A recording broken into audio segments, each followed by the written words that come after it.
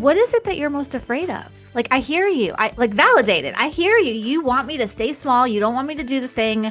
Okay, it sounds like you're really worried about something. What are you worried will happen to me? And the answer is usually something like you'll be rejected, which in cave people days meant death. You'll be abandoned, which is death. Somehow you'll fail, which means death. Like, all roads for this inner critic are going to lead to you're going to die. Welcome to the Happiness and Progress podcast. I'm your host, Danielle Craig. I'm an Emmy Award-winning journalist, international speaker, mom, wife, and you know what I like to say, just a person looking for more joy in the everyday. If you have an inner critic, this conversation is going to be for you. You are going to hear from Britt Frank. She is a clinician, speaker, and trauma specialist. And I think you're going to walk away with some tips to at least get started to get control of that inner critic, turn that critic into a coach, that and a whole lot more. So let's get to it. Britt, thank you so much for coming on the podcast. Thanks for having me on. Okay, so let's start with some simple definitions. What is parts work? It sounds so mysterious and mystical. It's like, let's come into my office and let's do parts work. It's really very simple. You have one body, right? There's one Danielle, and on the one Danielle, you have arms and legs and teeth and kidneys. You've got all these parts and they all need different things and they all do different things. Our minds are the same way. We have one mind. It's made of lots of different parts. And just like your body, each part of our mind needs different stuff. But we treat our mind like it's this one evil empire that's out to get us and destroy us. But when you know your mind's made of parts, everything starts to make sense. And if you've seen the movie Inside Out, it's based on the model of therapy that I practice. Oh my gosh, I love that. So when you can understand that it's parts, how does that benefit you? I love that question so much. It's like, what's in it for me? Why do I care? Here's why. I don't care if you have a mental health issue or not. We all know the feeling of part of me knows what I need to do. Stop scrolling, drink the water, hug a puppy, phone a friend. But this other part of me seems to take over. And the things I know I need to do, I'm not. And the things I don't want to be doing, I am. What's going on? Parts work is the answer for that question. And when you know how to work with your mind, you no longer feel like you're at war with yourself. Like it really is cool. Mm-hmm. I love this idea because I have OCD. Same. And so you do? I do. Yeah. Oh my gosh, that makes so much sense why I related to so much of what you wrote. I see you. In fact, actually, there were a couple of things I was like, oh my gosh, this is really close to what I'm writing in this draft I have of my book. Yeah, we need all of it. We need all the things. And there's all like different ways of communicating. And I think we're all kind of like on the same consciousness. Like, I think it's like it comes to us for a reason. We need to hear it. But so I relate so much to parts work because when I learned it was OCD, I was like, oh, that's not me, So immediately I recognized there was another part of my brain, and then that rolled over to other parts of my life and how my brain, impacted me. So I want to talk about how you can feel that you're in war with yourself. So you're like out of alignment, right? Yes. So tell me about that. How can you recognize, oh my gosh, this isn't working? I love that question. And when people say to me, well, how do I know if I'm misaligned? My answer is, well, are you? If you take a second and you look and the kind of the quick and dirty assessment is, how is your relationship with your finances, your fitness, your intimacy, your friends, and feeling at home in yourself? If you're not killing it on all cylinders, and spoiler alert, nobody is, you're probably could use a little tune-up. And that's the thing about alignment. It's not fix yourself. It's not you're broken. It's not you're sick and disordered. It's we're out of relationship with ourselves. And it's like a chiropractor. You just do a little psychological adjustments and things work better. What does that psychological adjustment look like? This is where it gets a little messy because this is the part where you have to listen to what you're thinking. And most of us, myself included, I'm a recovering addict too, treat our minds like it's this very hostile enemy territory where the second we go in it, we're going to get obliterated and destroyed. But if we're going to be able to be in alignment, we have to know what it is we're thinking. And that's why I love parts work, because if I know, like you just said, you're not your OCD, like that's just a part of how your brain brains. But if I know I'm not my thoughts, then my thoughts that are not always very nice, the parts of me that are jealous and cranky and selfish and damn near sociopathic. I don't act from those places, but if everyone had a microphone to their minds and we could hear what everyone's thinking all the time, society would collapse. But if you know that that's not who you are, those are just parts of your brain, and all the parts have a place and none of them are bad, it's a lot easier to go inside your own head without being terrified. Yeah, right. Oh my gosh. Um, so when I was thinking, when I was reading through the alignment part, I was thinking, okay, easy to tell if you're out of alignment. Mm-hmm. You're not living by your values. Yes. What did you call it? Let's see what you said. It's to be in alignment means your thoughts and actions match your values and beliefs. So the part that was like, oh, easy to tell if you're out of alignment. But what about how you're out of alignment? Like, what is the piece that's making me out of alignment? How can you figure out like, what's making me The out of how. alignment? Yeah. It's so interesting because a lot of people on paper are doing fine. If you look at them, I show up for my kids and I go to work and I'm a supportive partner and I'm a good friend and I bring food to people who need it. There's nothing out of alignment on paper. And Yeah. so I think for those people, it's tricky because then it looks fine. They're doing well. But again, how are you sleeping at night? How's your relationship with yourself when you're not needed? How's your Mm-hmm. relationship with yourself when everyone's doing fine and no one needs anything from you? And so it's almost like because I was smoking crystal meth and my finances were a disaster and my health was a disaster and my relationships were a mess. It was really easy to see the misalignment. Might be the But meth. I could see my misalignment. People who are doing well and swear they're fine. I'm not going to argue. If you're fine, okay. If you don't have any problems, great. But Yeah. like, do you really? Yeah. Yeah. Um, is there a, is there a, I don't know, like a question or a prompt to get there to be like, wait, no, I can feel it. I cry when I go to sleep at night. Like I know I'm missing something, but what is it? If someone's sitting there thinking that as they listen. Yeah, and I think we all tend to get stuck on the big questions. What's my Mm, purpose and what's my passion and what do I want to make of this one precious life that we have? That's too big for my brain. My brain hears that question and goes, sleepy time. I don't want to go mm, there. mm, And so with parts work, my encouragement to people who have never done this kind of work is let's not start with all of your flaws and all these big giant questions. Let's start with, is there any part of you that you don't hate?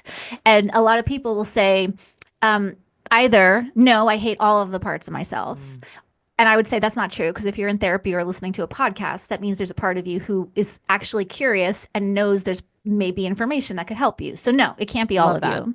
The other side is, no, I love all myself all the time.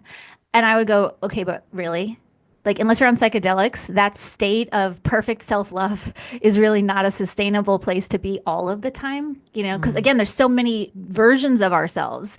I really love some of my parts all of the time. I really struggle with many of my parts a lot of the time. And some on any given day, it's like having teenagers. I love you. I hate you. You're the best thing that's happened to me. Get out of my house. It's kind of like that. Let's start with that's what's so true. working, though. Like, if you Okay. want to start, the question is, which part of yourself can you get on board with? Is there a part of you that you know is a hard worker? Is there a part of you that you know is actually really caring? Let's start with the low hanging stuff, not the really, really scary hard stuff. Yeah, I love that. That's an easy place to start. Yes. Um, Okay, so I think something that will be really like tangible and relatable to most people is the inner critic. Yeah. So let's talk about the inner critic. You say there's two types of inner critics, so talk me through it. Yeah, there's actually more than that, but I didn't want to make the whole book about the inner Simplified it. critic. Yeah, That's the next technically, we book. don't have an inner critic. We have a multitude of inner critics. There's so many inner critics, right? There's every age that you've ever been, you've been critical of yourself. So, Mm, I'm 45, which means I probably have 45,000 different inner critics. Don't worry, don't panic. The good news is there's really two types. We can make it simple.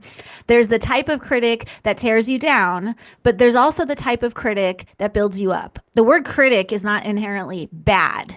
Like a good critic is going to make you better. When I'm mm, writing books, I need and I have an amazing editor who will go and critique my writing, and my writing is so much better for it. She doesn't say, Britt, you suck. But she'll say, hey, why don't we do this here and restructure that there? And so the task is, if your inner critic is this controlling, tear you down, really hostile voice, we can train it to be a high performance coach. Because even the most high performing people on the planet have coaches. And why do we think we can walk around with our minds and not need an inner coach too? Oh yeah, really. I love the actually throughout your book you do this where you make it really easy. Actually, just I'll tell everybody at the end of every chapter there's like bottom line takeaways. The action steps are really easily laid out. I love that for someone and you even say if you need to skim, skim. If you need to go to Mm-hmm. this chapter, go to this chapter. I love that. But in this coach section, you put this in the little what is this? It's not a graph. It's My what little is chart, a little chart. my little charts. And so on I love the examples of what that coach sounds like versus what the controller sounds like. So the Mm-hmm. coach is encouraging, pushes you forward, wants you to expand. The goal is to enhance life. The controller is discouraging, hold you back, wants you to stay small. The goal is to prevent death. I loved those differences. So how can I, if someone's listening and they're sitting there thinking, okay, I have this controller. Actually, you know what's one's really mine is the goal is to prevent death. Well, that's so important to know because even Yeah. the voice that tells you you suck, don't do it, don't speak up, don't try Yeah. anything, don't do anything, it's not a really like good way of doing it. But that voice, if you listen to it, you'll probably stay alive because you have no risk. You're not You going to didn't do leave the anything. cave. You're not going to Yeah. get eaten by a lion. So the critics, that's the really mean one. Their goal is actually not to destroy your life. It's to keep you alive so you don't get eaten because that's just basic cave person biology. And that's how Yeah. our brains are wired. Right. That's why one of my favorite quotes is it's the one with the ship. Like the ship is safest in the harbor, but that's not what ships are made for. Yes, that's same thing with brains. Like brains are safest when they're being criticized and they're kept small, but that's not what brains are made for. Oh, I love that. That's good. Ooh, I love that. How can we make that shift? How can we go from, okay, I recognize it. This is how I'm talking to myself. This is my inner critic. How can I move into that coach role? Mm. And I really love the parts work approach because the general like way of working with the inner critic that I've seen on social media, and there's no right or wrong. I just don't particularly do well with the tell the inner critic to shut up. Yeah. Because if I'm telling a part of myself, you're a liar and you need to shut up, it's like, but I'm yelling at me. I'm saying those Mm, mean things to me. So if I'm shaming and beating a part of myself up, why do I think that's going to make my life better? So I don't suggest that we yell at our inner critic and tell it to shut up and tell it it's a liar. What I would say is maybe take a second and listen to it, whatever it's saying. You suck, you suck, you suck. And then ask it. And this sounds weird, but like we think thoughts all day. I'm just suggesting that you interact with them. What is it that you're most afraid of? Like, I hear you. I like validate it. I hear you. You want me to stay small. You don't want me to do the thing. Okay. It sounds like you're really worried about something. What are you worried will happen to me? And the answer is usually something like you'll be rejected, which in cave people days meant death. You'll be abandoned, which is death. Somehow you'll fail, which means death. Like all roads for this inner critic are going to lead to you're going to die. Then it's a negotiation. Then it's, oh, I'll give you a practical example. So I do keynote speaking. I do a lot of stage speaking, and I get terrified sometimes. Like I can feel the stress hormones. I'm in full fight or flight. And that little voice is like, don't do it. You're going to die. And I'll say to it, I've assessed the risk. And you know what? Yeah, I could puke on stage. I could pass out. I could fall over. It could be absolutely the worst day of our lives. We've had some bad days. It won't be. But like the likelihood of death on a 1 to 10 is probably a 0.2. So since we've done a risk assessment, how about you just let me feel uncomfortably horrible and we do it anyway? And I've never not been able to step out on stage when I negotiate. does that also change the next time you go on the stage? You have some proof that it's Yes, fine or okay. exactly. I haven't gotten to fine yet. I have Yeah. gone to from 3 days before a speech. I'm shaking and it looks like I'm withdrawing off of hard drugs. But now it's 10 minutes before the fight or flight will hit. But the window has gotten shorter. And I suspect that that window will eventually close as my inner critic realizes death is not likely with this Yeah. particular activity. So Yeah. we can get off the alarms and just sort of let it be. Okay, you're identifying the thought pattern, examining the origins of the thought pattern. Tell me about that. What does that look like? What are the origins of the thought pattern? So I don't think humans are inherently designed to hate on ourselves. Like if you look at a child, the child, unless it's being abused or is looking at chaos around it, is probably pretty content to be run around naked and have their bellies hanging out and play and make messes and sing silly little songs. We're not wired to shame ourselves. We learn that. And so you can start with any really negative, harsh voice inside your head. You can assume that that's not a native thing, that somewhere you picked that up. It's almost like picking up germs. Like I picked up this belief that I suck somewhere. It's actually not like something that I was designed to believe. And that's why I will say from every microphone ever given, our brains really love us and we're taught to fear it. We're taught that our brains hate us and my brain hates me. And I say this as someone who's neurodivergent with ADHD and OCD and PTSD and all the freaking D's in the DSM. And yet my brain loves me. And all of my quote disorders are my brain's way of trying to adapt or genetics or whatever. But what if we started by believing our brains were on our side? Like what changes then? Okay, then you go challenge the thought pattern with updated evidence. And Yes. so even every time you're about to get on stage, you're like, well, updated evidence is I don't die. Updated evidences, those are people, not wild animals. And so what I will do is I'll scan the audience and I will actually say to myself, that's a person. See, there's two arms, two legs. See, that's a person. That's what they're doing. They're on their phone scrolling. Lions don't scroll on cell phones. So actually updating your brain, this sounds so insane and No, I love ridiculous, it. but it No, works. I love it. It works. That's what I'm gonna do when I get like an email that's like, I need to talk to you. Yeah, those emails send my Lions nervous system. do not send emails that say they need to talk. Now, and first of all, anyone who's sending a "we need to talk" email, don't I had a boss once when I worked in the corporate world, and he's a real nice guy, but like stoic, unemotional, and like all of the "come to my office, we need to talk" kind of texts. I'm like, bro, you've got to we're friends now. You got to put a smiley face at the end of those like texts or those emails because we're all walking around thinking you're going to chop our heads off because like you're nice, but you don't look nice and your emails don't sound nice. So just if you're going to do what we need to talk, throw a smiley, throw us a bone. We'll be And better please don't employees. end it with a period. Periods are the worst. Yeah.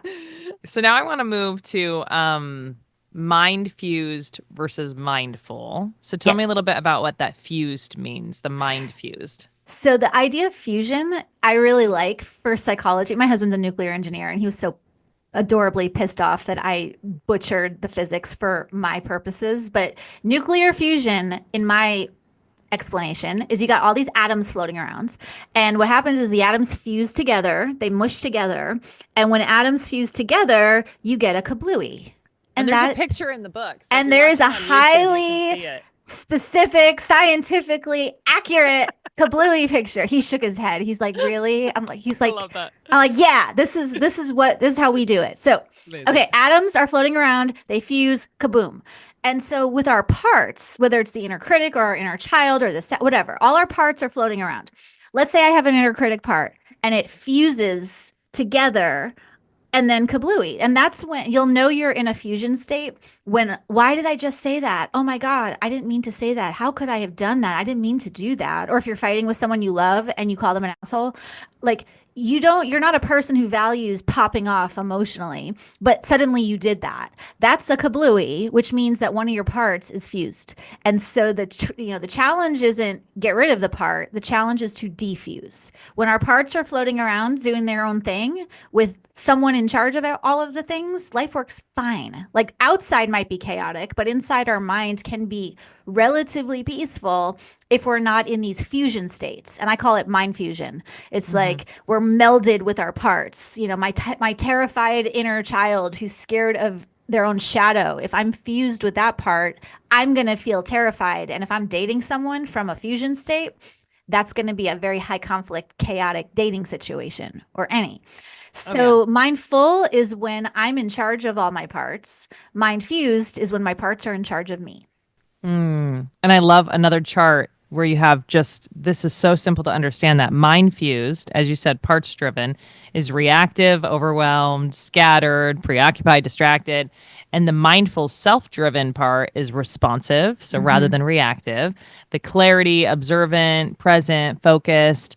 I, I love how easy that is to understand. So then you're like, okay, I'm obviously every time more reactive than responsive, or whatever it is, whatever Yes. spoke to you listening. Um, how do we How defuse? do we defuse? Yeah. And I love this framework of, oh, it's not that I'm a bad person, it's that I'm mind fused, you know? It's like, are you mindful or are you mind fused? So how to defuse is, and I have a whole acronym because I love my little perfectionist parts, love charts and acronyms. So, there's a whole brain science based little hack I give you for how to defuse. And it includes things like describing what you're going through, sometimes just naming, I feel tension in my stomach and my jaw is really clenched and I'm noticing my hands are crunching like little monster hands. If you're describing the experience, sometimes that's enough. And examining what are we actually believing and noticing the feelings. Sometimes exiting the room is really important. If you need to defuse, just leaving the room that you're in sometimes can be enough to cue safety to your brain. And Mm, defusing is really about how do we access safety. And people will say, well, I feel safe. I'm not unsafe. Obviously, I'm not unsafe. I'm like, yeah, but if you're mind fused, that's because your brain doesn't think it's safe. So exit the room. If you're in a conversation, tell the person, I'm really fused right now. I'm going to say and do things that are not going to be good. I need a minute, and then exit the room. If you're outside, move somewhere else. And those types of things are really practical, easy, free, time efficient ways to create a defused state versus a mind fused state. okay, so you go in and out of these states. All day. It's Okay. normal. Yeah, I think I can recognize immediately when I'm talking to, a certain person. I'm a little more fused than other times. Yes, like family at the holidays. Oh, wow, exactly what I was picturing. Okay, so I loved when in that beginning of that answer, immediately you were really specific about like how you might be feeling. Stomach, tension, hands, and like all clenched up. I think a lot of times when we are experiencing those things, we say, "Oh, I'm so anxious. Oh, I have so much Yeah. anxiety." And you talk No. about let's name it correctly, and you gave the Yes. perfect example in real time of naming it. So getting from saying everything is anxiety, which we do now, Mm-hmm. everything's anxiety, and Mm-hmm. get it down to fear, get it down just to worry. Tell me how to do that and why that matters. Yeah. And so we use anxiety as the catch all word for everything. And then we make it our identity. I'm just an anxious person. It's like, no, you're not. You have a part of you who's anxious. And that part is very fused with you most of the time. But we actually want to turn anxiety into worry. I'll give you an example. Someone comes into my office and is just spinning. And it's like, oh my God, I'm so anxious about work. And it's like, okay, but that doesn't tell me anything. Like, you're anxious about what? About losing your job? You're anxious about, so like, I'm anxious about work is this very broad, huge, giant mush of what? And you can't do anything if it's that unspecific. So I'm like, all right, you're anxious about work. I need to know more. Oh, I have this really big presentation. And if I don't do it right, I'm going to lose my job. I'm like, okay, that's fear. Anxiety is just this free floating sense of impending doom that we have nothing to attach to it. You're not anxious about work. You're feeling fear about your presentation. And Mm-hmm. then we figured out how to dial down that fear to low grade worry. Okay, you can call, your family to watch the kids so you have some extra time and you can skip happy hour and whatever. But when people are like, well, I don't know what I'm anxious about, that's when I say, all right, well, what are the lions, right? If we assume that our brains are always looking for what lions are about to eat us, I don't know what I'm anxious about. All right, well, let's make a list. It's like, it's really not hard to figure out what is causing anxiety in the world today. Is it politics, the economy? What is it? Let's pick one and turn it from anxiety into fear. And then once it's fear, we can figure out solutions to downgrade that fear to a worry. Why do we want to do that? Why is that important? Not just be living in that anxiety state or describing everything as anxiety. Well, our brains are really literal. Like, our brains are Mm. beautiful and wonderful and really stupid and literal. Because if it's like, well, I'm anxious, your brain's gonna go, oh, we're affirming that this is who we are. And so because we know our brains are biased, confirmation bias is when our brains look for reasons to prove what we believe. So if I say I'm anxious and I'm affirming that, my brain's going to go, sweet, let's release all the cortisol and let's release all the stress hormones. Because if she's saying she's anxious, we got to match that. And so we don't want floods of stress hormones confirming what we believe about ourselves. What we want to say is, I'm experiencing a part who's anxious about fill in the blank. And if it's something real, like I'm anxious about my child dying in a earthquake. Okay. Like we're not going to be able to strategize that because like, could that happen? Sure. Is it likely? Hopefully not, but it could. And so then it's all right. Well, what are our choices for surrounding this very scary thing with resources, with choices? If we can surround our anxiety with choices, we're going to feel less reactive. But if we're just anxious all the time, then there's nothing to do. And our brain will, because our brain loves us and our brains are on our side, your brain's going to back you up if you say you're anxious. We don't want that. Your brain's going to back you up if you say you're anxious. That's good. I've over the last maybe like 5 years have gotten very specific about not saying everything is anxiety because it's so I can feel a difference. And so the brain really does do that. That's not because it's out to get you. Your brain doesn't release cortisol because it's trying to mess with you. It does that because it wants to back you up. Okay. All right. We reached the end. I can't believe it. It's time to make it an hour special just for you. Okay, my last question is what I ask everyone. What is your number one tip to finding more joy in the good, the bad, and the in-between of life? Oh, my number one tip to find more joy is let's just pretend. Let's just act as if your brain is on your side. If you start with that, act as if your brain is on, assume that everything you got going on starts with my brain is on my side, that changes the entire game. I think that's a great place to start. Britt, thank you so much for coming on the podcast. Thanks for having me. If you enjoyed this conversation, don't forget to subscribe. Of course, everything you need is in show notes, and I want to thank you for being here on Happiness in Progress.